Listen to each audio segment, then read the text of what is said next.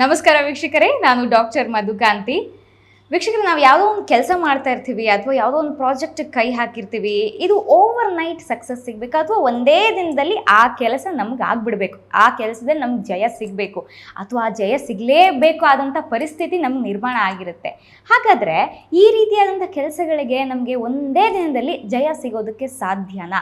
ಅದನ್ನು ಹೇಗೆ ನಾವು ಪಡ್ಕೋಬೇಕು ಆ ಜಯನ? ಇದೆಲ್ಲವನ್ನ ತಿಳಿಸ್ಕೊಡೋದಕ್ಕೆ ಇವತ್ತು ನಮ್ಮ ಜೊತೆಗೆ ಎಂದಿನಂತೆ ಖ್ಯಾತ ಜ್ಯೋತಿಷಿಗಳಾದಂಥ ಗಿರಿಧರ್ ಭಟ್ ಗುರುಗಳಿದ್ದಾರೆ. ಮೊದಲಿಗೆ ಅವ್ರನ್ನ ಕಾರ್ಯಕ್ರಮಕ್ಕೆ ಸ್ವಾಗತ ಮಾಡ್ಕೊಳ್ಳೋಣ. ನಮಸ್ಕಾರ ಗುರುಗಳೇ, ಪ್ರೀತಿಯ ಸ್ವಾಗತ.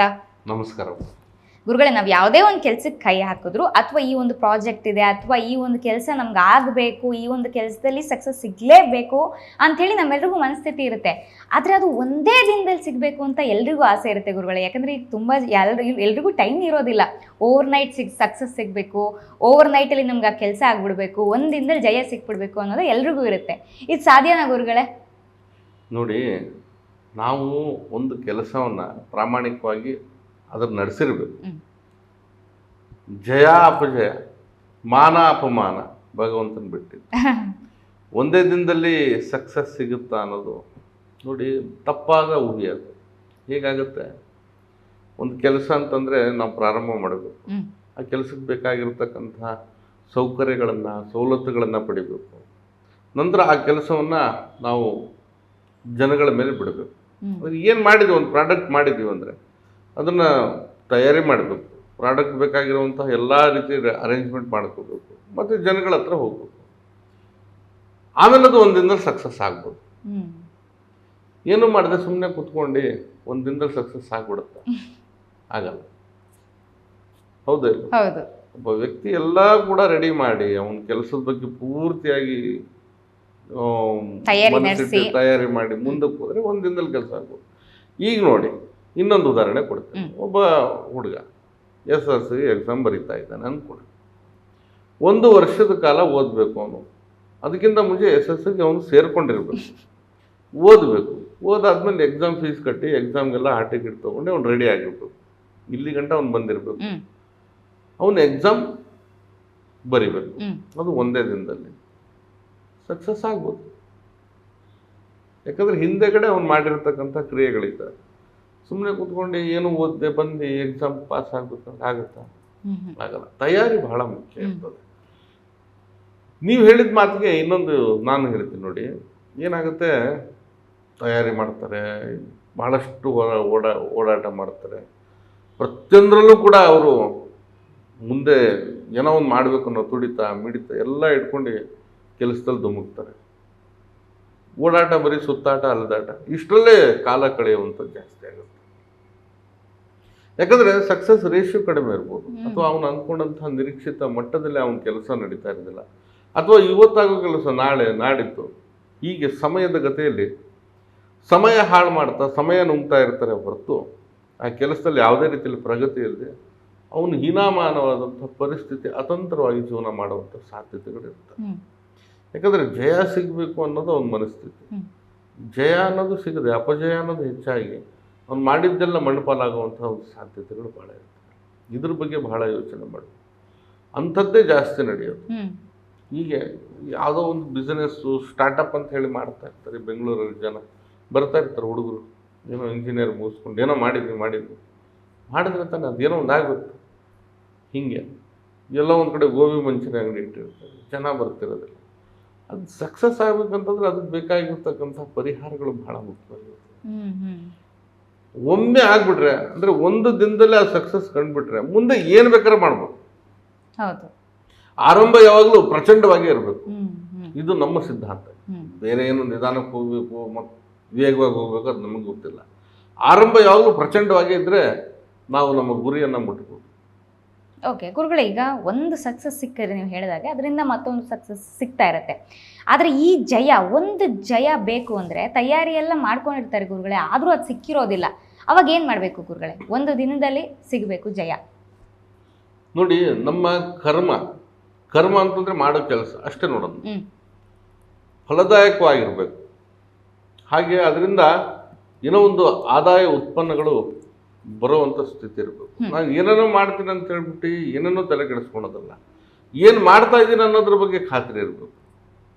ಅದನ್ನ ಬಿಟ್ಟು ಸುಮ್ಮನೆ ಉಪಯೋಗ ಇಲ್ದಿರೋದೆಲ್ಲ ಮಾಡಿ ಜಯ ಬೇಕು ಅನ್ನೋದು ಅಲ್ಲ. ಏನು ಉಪಯೋಗಕ್ಕೆ ಬರುತ್ತೆ ಅದನ್ನು ನಾವು ತಿಳ್ಬೋದು. ಏನೋ ಒಂದು ಕೆಲಸ ಮಾಡ್ತಾ ಏನೋ ಒಂದು ಎಕನಾಮಿಕ್ಸಲ್ಲಿ ನಾವು ಓದ್ತಿರ್ತೇವೆ. ಏನು ಹೇಳ್ತಾರೆ ಅದರಲ್ಲಿ, ಏನನ್ನು ಉತ್ಪಾದನೆ ಮಾಡಬೇಕು, ಯಾರಿಗಾಗಿ ಉತ್ಪಾದನೆ ಮಾಡಬೇಕು, ಅದೆಲ್ಲ ಬರೋದು. ಇನ್ನೊಂದೇನೋ ಬರ್ತದೆ, ನಾವು ಮರ್ತಿದ್ದೇವೆ. ಹೀಗೆ ಏನು ಮಾಡ್ತಾ ಇದೀವಿ, ಯಾರಿಗೋಸ್ಕರ ಕೊಡ್ತೀವಿ, ಹೆಂಗೆ ಮಾಡ್ತೀವಿ, ಇದನ್ನು ತಿಳ್ಕೊಳ್ದೇನೆ ನೀವು ಸುಮ್ಮನೆ ಏನೋ ಮಾಡ್ತೀರಿ ಅಂದರೆ ಏನು ಪ್ರಯೋಜನ ಐತೆ? ಅದ್ರ ಬಗ್ಗೆ ನೋಡಬೇಕಾಗ್ತದೆ. ಹಾಗೆ ಪರಿಹಾರಕ್ಕೆ ಬಂದಾಗ ನೋಡಿ, ಬಹಳಷ್ಟು ವಿಧಾನಗಳು ಇರ್ಬೋದು. ಚಕ್ರ ಸ್ಥಾಪನೆ ಮಾಡಿ ಇಟ್ಕೊಳೋರು ಇರ್ತಾರೆ ಸಕ್ಸಸ್ ಆಗಲಿಕ್ಕೆ.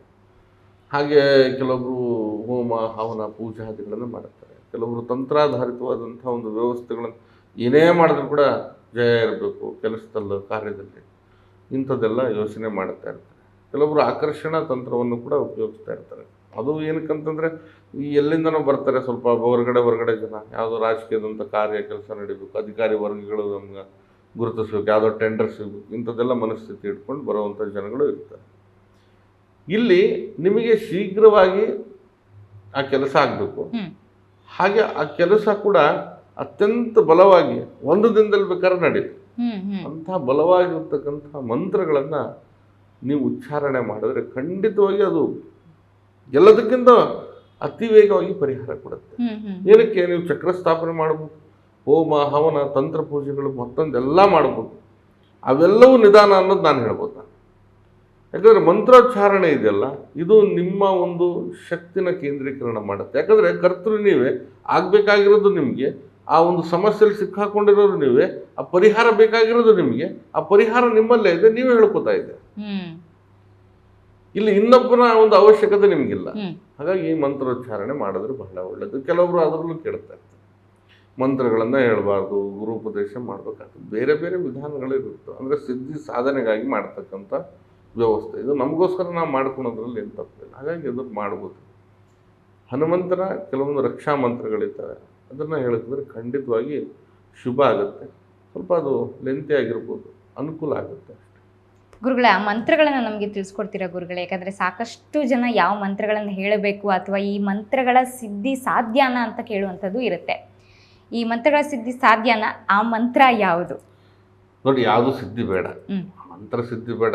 ನನಗೆ ಬಂದಿರೋ 20 ಆಪತ್ತಿಗೆ ಈಗ ರಕ್ಷಣೆ ಬೇಕಷ್ಟೇ. ಅದನ್ನು ಹೇಳ್ಕೊಳ್ತಾ ಇರ್ತೀನಿ. ಅದು ಸಿದ್ಧಿ ಮಾಡ್ಕೊಳ್ಳೇಬೇಕು ಅನ್ನೋಂಥ ನಿಯಮ ಏನಲ್ಲ. ಸ್ವಲ್ಪ ಅದು ಮಂತ್ರೋಚ್ಚಾರಣೆ ಏನಂತಂದರೆ ಸ್ವಲ್ಪ ಜಾಸ್ತಿ ಉದ್ದವಾಗಿರ್ತದೆ. ಆದರೂ ಕೂಡ ಹೇಳ್ಕೊಳೋದು ಬಹಳ ಒಳ್ಳೆಯದು. ನೀವು ಆದಷ್ಟು ಒಂದು 11 ಬಾರಿನೋ 21 ಬಾರಿನೋ 108 ಬಾರಿನೋ ಹೇಳ್ಕೊಳೋದು ಬಹಳ ಒಳ್ಳೆಯದು. ಹಲವಾರು ಮಂತ್ರಗಳಿದ್ದಾವೆ. ಅದರಲ್ಲೂ ನಾನು ಸರಳವಾಗಿ ಹುಡುಕಿ ಹೇಳೋದಾದರೆ ಒಂದು ಮಂತ್ರವನ್ನು ನಾನು ನಿಮ್ಗೆ ತಿಳಿಸ್ಕೊಡ್ತೀನಿ. ಖಂಡಿತ ಇದೇಳಿ ನಿಮಗೆ ಆ ಮಂತ್ರದಿಂದ ಬಹಳಷ್ಟು ಬೆನಿಫಿಟ್ ಅನ್ನೋದಾಗುತ್ತೆ. ಮುಂದೆ ದಿನದಲ್ಲಿ ನಿಮ್ಮ ಕೆಲಸನೂ ಕೂಡ ಸಕ್ಸಸ್ ಆಗಲಿ ಅನ್ನೋವಂಥ ಶುಭ ಹಾರೈಕೆಯಿಂದ ಹೇಳ್ತಾ ಇದ್ದೀನಿ ಅಷ್ಟೇ. ನೋಡಿ, ಈ ಮಂತ್ರ ಸ್ವರೂಪ ಹೀಗಿದೆ.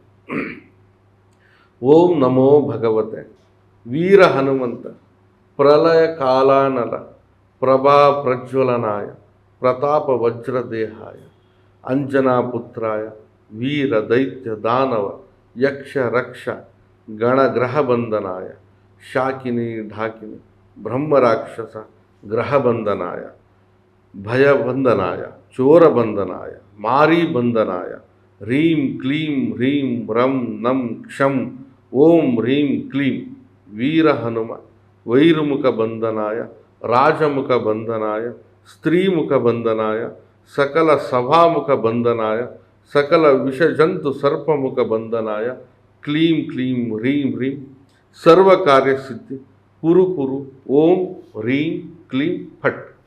ಇಷ್ಟು ಮಂತ್ರ. ಈ ಮಂತ್ರವನ್ನು ಸರಿಯಾಗಿ ಕೇಳಿಸ್ಕೊಂಡು ಒಂದು ಬರ್ಕೊಂಡು ತಾವು ಹೇಳಿ. ಅದು ಎಂಥ ಕೆಲಸ ಇರಲಿ, ಎಂಥ ಕಾರ್ಯ ಇರಲಿ, ಸಾಕ್ಷಾತ್ ಪ್ರಾಣದೇವರು ಅಂದರೆ ಹನುಮಂತ ದೇವರು ಆಂಜನೇಯ ಸ್ವಾಮಿ ಕೃಪೆಯಿಂದ ಸರ್ವತಃ ಜಯ ಪ್ರಾಪ್ತಿ ಆಗುತ್ತೆ. ಅಷ್ಟು ಬಲಿಷ್ಠವಾಗಿರ್ತಕ್ಕಂಥ ಒಂದು ಮಂತ್ರ ಇದು. ಮಾಡಿ ನಂತರ ನಿಮಗೆ ಗೊತ್ತಾಗುತ್ತೆ. ಗುರುಗಳೇ, ಈ ಮಂತ್ರ ಪಠಣೆಯನ್ನು ತಿಳಿಸ್ಕೊಟ್ರಿ. ಇವಾಗ ಈ ಮಂತ್ರಗಳನ್ನು ನಾವು ಬರೆದಿಟ್ಕೊಂಡು ಪಠಣೆಯನ್ನು ಮಾಡ್ತೀವಿ ಅಂತ ಹೇಳೋಣ. ಯಾವಾಗ ಮಂತ್ರ ಪಠಣೆ ಮಾಡಬೇಕು, ಎಲ್ಲಿ ಮಾಡಬೇಕು? ದೇವ್ರ ಫೋಟೋ ಮುಂದೆ ಮಾಡಬೇಕಾ, ದೇವ್ರ ಮನೆಯಲ್ಲೇ ಮಾಡಬೇಕಾ, ಹೇಗೆ ಗುರುಗಳೇ? ನೋಡಿ, ಈ ಮಂತ್ರವನ್ನು ಶುದ್ಧ ಸ್ಥಳ, ಹನುಮನ ಒಂದು ಚಿತ್ರಪಟ ಫೋಟೋ ಅಥವಾ ಹನುಮಂತ ದೇವರ ಗುಡಿ, ಅಲ್ಲೂ ಕೂಡ ಹೇಳ್ಬೋದು. ಸಾಧ್ಯ ಆದಷ್ಟು ಒಂದು 11, 21, 108, 109 ನಿಮ್ಗೆ ಅನುಕೂಲ ಆದಷ್ಟು ಹೇಳಿ. ಬೆಳಗಿನ ಪ್ರಾತಃ ಕಾಲದಲ್ಲಿ ಹೇಳಿದ್ರೆ ಭಾಳ ಶುಭ. ಸ್ನಾನಾದಿಗಳನ್ನು ಮಾಡ್ಕೊಂಡು ಹೇಳಿ. ಅಥವಾ ನೀವು ಉಪವಾಸ ಇದ್ದು ಸಂಜೆ ಹೇಳ್ತೀನಂದ್ರೂ ಭಾಳ ಒಳ್ಳೆಯದು. ಕೆಲವೊಬ್ಬರು ಮಾಡೋಕ್ಕಾಗಲ್ಲ, ಬೆಳಗಿನ ಜಾವ ಹೇಳಿಕೊಟ್ರೆ ಸಾಕು. ಇದು ನೀವು ಮಂಗಳವಾರ ಅಥವಾ ಶನಿವಾರ ಹೇಳಿದ್ರೆ ಭಾಳ ಇನ್ನೂ ಶ್ರೇಷ್ಠ. ಅಮಾವಾಸ್ಯೆ ಅಥವಾ ಹುಣ್ಣಿಮೆ ದಿನ ಹೇಳಿದ್ರೂ ಕೂಡ ಮತ್ತೂ ಶ್ರೇಷ್ಠ. ಅಥವಾ ನಮ್ಗೆ ಅರ್ಜೆಂಟ್ ಕೆಲಸ ಇದೆ, ಏನೋ ಒಂದು ಆಗಲೇಬೇಕು, ಇವತ್ತೆಲ್ಲೋ ಹೋಗ್ತಾ ಇದ್ದೀನಿ, ಯಾವುದೋ ಊರಿಗೆ ಹೋಗ್ತಾ ಇದ್ದೀನಿ, ಕಾರ್ಯಕ್ರಮ ನಡಿಲೇಬೇಕು, ಆಗಲೇಬೇಕು ಅನ್ನೋವಂಥ ಮನಸ್ಥಿತಿ ಇರುತ್ತೆ. ಒಂದು ಜಾಗದಲ್ಲಿ ಒಂದು ಕೂತ್ಕೊಂಡು ಮನೆಯಲ್ಲೆಲ್ಲ ಒಂದು 5 ಸಲ 11 ಸಲ ಹೇಳ್ಕೊಂಡು ನಿಮ್ಮ ಕಾರ್ಯಗಳಿಗೆ ಹೊರಡಿ, ಸಕ್ಸಸ್ ಆಗುತ್ತೆ. ಯಾಕಂದರೆ ನೀವು ಅದನ್ನು ಹೇಗೆ ಉಪಯೋಗಿಸ್ಕೊಳ್ತೀರಿ ಹಾಗೆ. ಇದಕ್ಕೆ ನಿಯಮ ಇಂಥದ್ದೇ ಹೀಗೆ ಅನ್ನೋದಿಲ್ಲ. ನೀವು ಶುದ್ಧವಾಗಿದ್ದಾಗ ಎಲ್ಲರ ಮಾಡ್ಬೋದು. ನೀವು ಸ್ಥಳ ಆರಿಸ್ಕೊಂಡಿದ್ದು ಶುದ್ಧವಾಗಿರ್ಬೇಕು.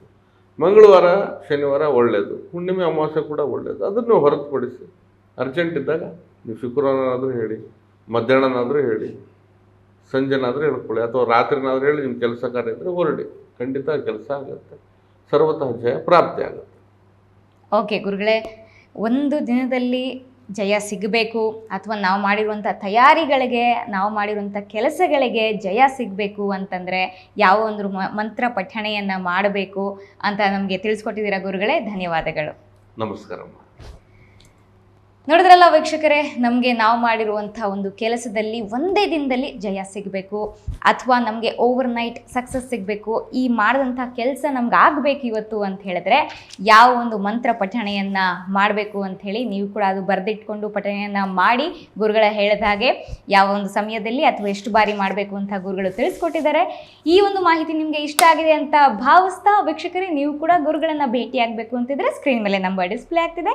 ಆ ನಂಬರ್ಗಳಿಗೆ ಕರೆ ಮಾಡಿ ನೀವು ಹೆಚ್ಚಿನ ಮಾಹಿತಿಯನ್ನು ಪಡ್ಕೋಬಹುದು.